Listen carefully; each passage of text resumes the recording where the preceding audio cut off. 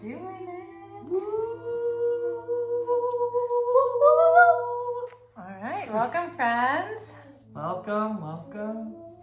Thanks, Amber. We are here having, instead of chai, this morning we're having a cup of Joe's coffee from one of our local faves. Shameless Campground's promo. coffee. We're in cinematic mode, so you can't really see it. What? We only film in cinematic mode now. Pretty much pro. We're pro status. We're actually, we're trying to be as unprofessional as possible. That's part of our... We're succeeding. We're definitely succeeding. The worst video quality ever. That's our goal. No, I'm just teasing. Here we are. So we wanted to do a little share, and I think we'll just do a little simple breath work today. And so if you want to join us, you can just get into a comfortable seat. You don't have to be sitting on the ground, sitting anywhere you want, lengthening the spine. And one of the things I like about breath work is that it really is so powerfully profound in changing your state, whether it's a mental state, emotional state, subtle energetic state.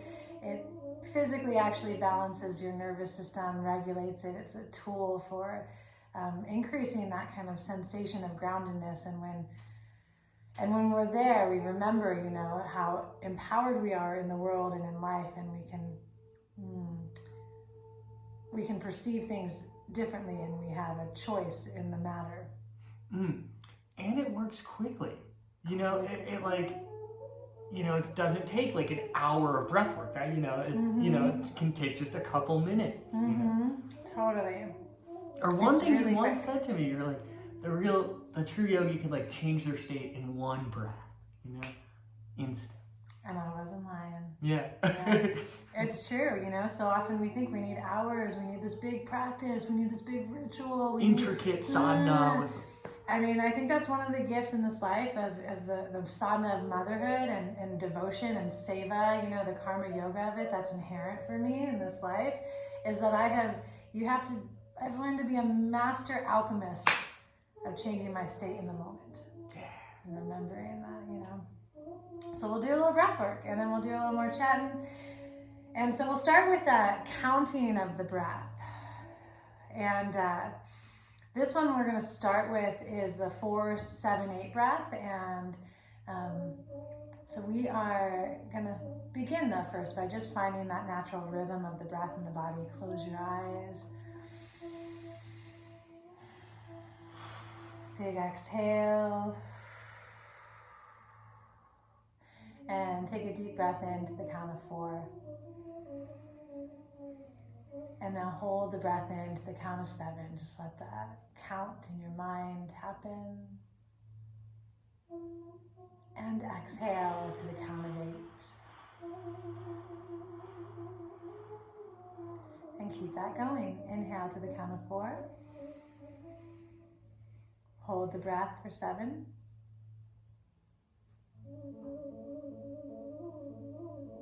Exhale for 8.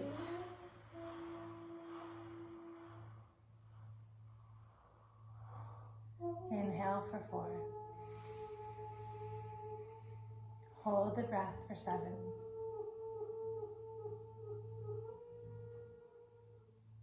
Exhale for 8.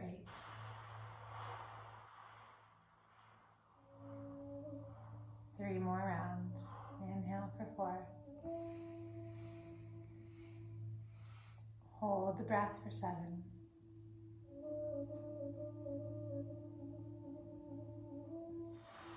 Exhale for 8.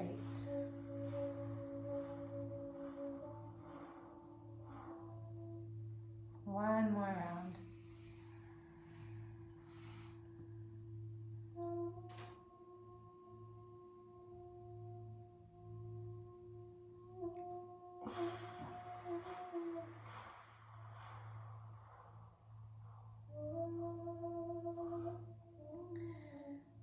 And just checking in with how you feel in your body. That lengthening of the breath and the breath's retention creates this, balance in that nervous system, moving us from a state of stress in its most simplest form into this state of balance, kind of moving in that sympathetic, parasympathetic nervous system, autonomic nervous system field. And I feel more relaxed just with that. Just yeah, with that. sure. Like almost just like a little, like a little subtle relaxation, or Mm-hmm. almost like I took a hit of weed or something. Yeah. You know, just like Totally. just like a little, Yeah. little subtle like. Yeah. So yeah, great. it's so great. Yeah, I feel it in my body, feel it in my mind, feel it in the breath. And it's, we literally did that for maybe 2 minutes max. We Right. did 6 rounds, maybe 8 rounds of that. And it's something that you can do, when you're driving. You can do it, when you're waiting in line. You can do it. Nobody even has to know. You're just like in your mind counting it, and it changes things. Mm, It's powerful. thank you, Emily. Yeah, you're welcome. Yeah. Thank you. Oh, one thing I wanted to add is sometimes when I'm counting like that, or even chanting sometimes, I'll count with my heartbeat. So like that's how I like keep the pace of my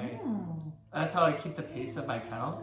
Cool. And I'll just like mentally be counting and try to like feel the blood like pumping. That is super great. Yeah. That's the gift of yoga, to be able to be that in tune with the subtleness. As I was teaching this morning, I was really, the practice of yoga is not about like learning it as much as it's about learning the asanas and the practices.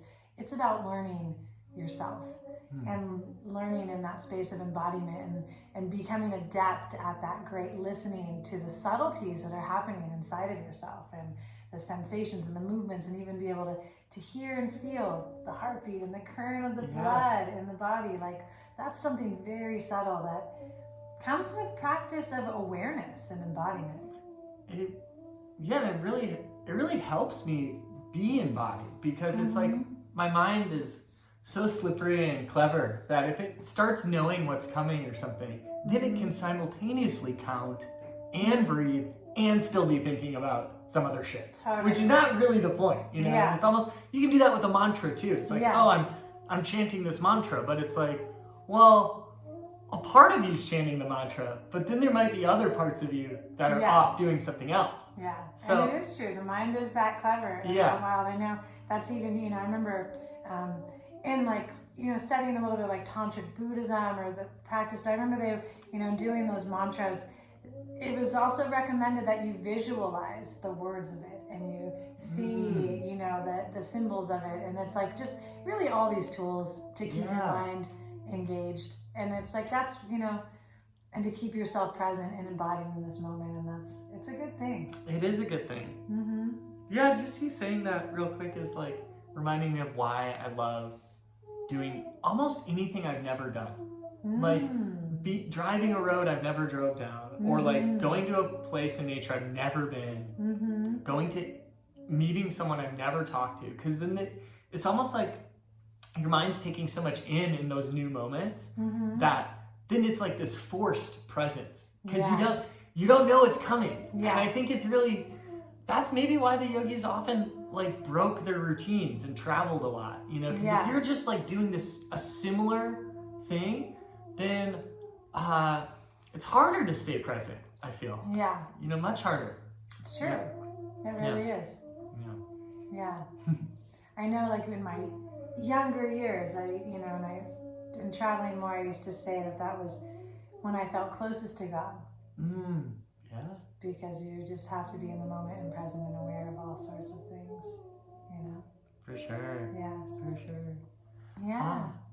All right. So we hope that, you're just tapping in. Hopefully you utilize your empowered ability to change your state, whether it's with breath work or intention or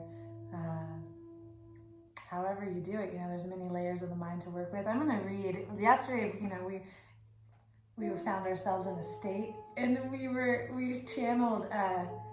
We didn't channel, but we leaned into the Yoga Sutras, and so I'm just gonna give you a little share.